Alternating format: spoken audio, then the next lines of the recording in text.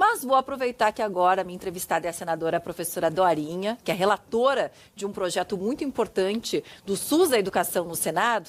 Mas antes de falar da educação, que é importante, já que Tayane falou sobre o seu partido, senador União Brasil, e essa questão de como que eles estão levando à frente do ministro do Turismo, Celso Sabino, que preferiu ficar dentro do governo federal, já pergunto para a senhora, senadora, se tem alguma posição a respeito desse assunto, ou seja, nesse momento ele não é desfiliado, mas perde algumas posições suas super importantes, como, por exemplo, no estado do Pará, o parlamentar. Qual que é a sua posição, se a senhora está do lado do União Brasil nesse sentido? Boa tarde, bem-vinda por aqui.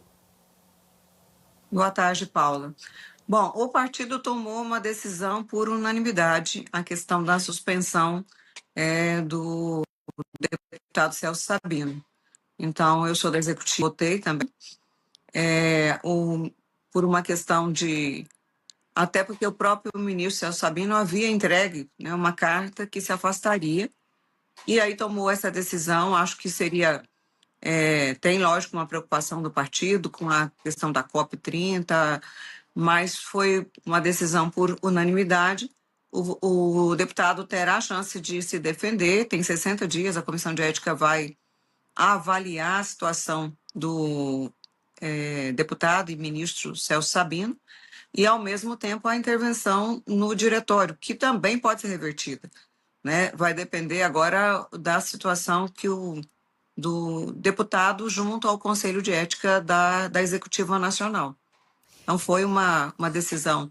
Não é fácil, né? O respeito ao deputado, ao ministro, fez um grande trabalho, tem entregas importantes no turismo, mas por uma questão partidária, foi uma decisão da executiva que havia tomado essa posição, a executiva dos dois partidos, inclusive da federação.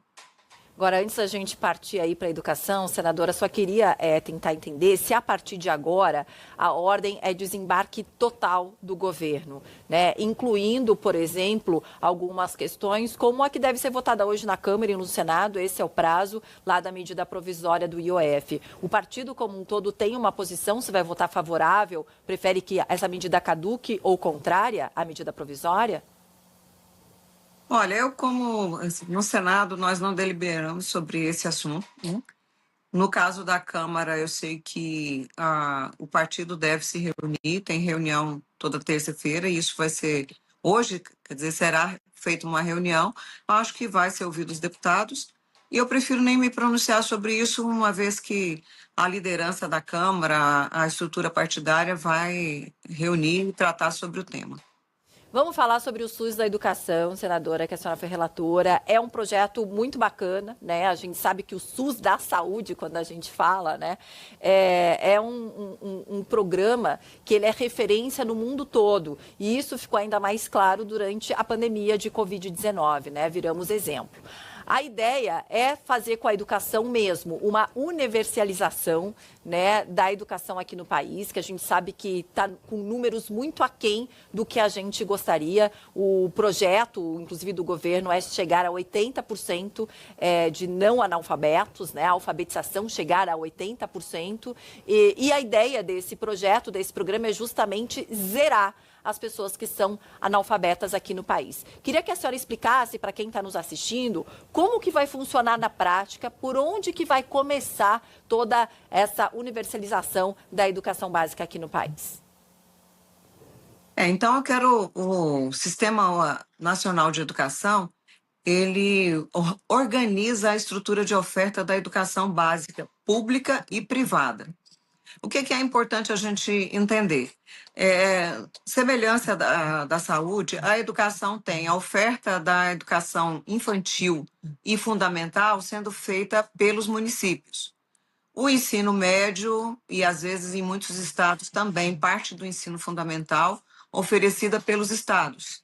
E a União oferece, através dos institutos federais, algumas poucas escolas de atendimento especializado, mas ela tem a responsabilidade de apoio técnico e financeiro para a educação básica. Eu fui relatora do Fundeb, que construiu na Constituição o financiamento. O financiamento, através do Fundeb, ele é permanente, tem os recursos dos municípios, dos estados e da própria complementação da União. que tem dobrado e vai chegar até 2026 a 23%. Mas qual é o desenho do SUS? O que ele vai mudar na educação? Ele cria instâncias, à semelhança da saúde, que vão discutir as prioridades no âmbito de cada município, ou seja, as duas redes, a rede estadual, a rede municipal e, quando houver rede privada e até federal. Depois é estabelecido as metas no âmbito dos estados e depois nacionalmente. Então, organiza o financeiro, as responsabilidades na área de formação de professores, a responsabilidade da organização de escolas. É possível, por exemplo, em alguns casos, nós temos prédios públicos municipais precisam ser construídos, mas tem prédio estadual subutilizado, ele pode também, à medida da construção local, ser compartilhado. E o que é muito importante, a gente passa a ter um sistema organizado dessa. É possível hoje, em alguns estados, um município tem uma proposta curricular ou tem um tipo de organização de escola, e às vezes o estado tem uma outra diferente, e quem paga o preço dessa falta de estruturação do sistema é o aluno, o estudante. Nós temos desafios enormes na alfabetização, também na garantia da educação infantil. Quando nós voltamos o Fundeb, a gente queria e precisa ampliar as vagas de creche, né, de educação infantil. Então, o sistema, que agora a nossa expectativa é que ele seja homologado, ele vai permitir que, no âmbito de cada estado, esse sistema esteja organizado para funcionar melhor para os estudantes. E, lógico, também o piso salarial do professor e dos outros trabalhadores, a própria formação. O SUS é um modelo e ele mostrou como funciona bem, né? Lógico que precisa de aprimoramento, mas existem responsabilidades muito claras. A população sabe como ela vai cobrar e acompanhar. E no caso da educação também é essa tentativa que o sistema, essa proposta que o Sistema Nacional de Educação fará.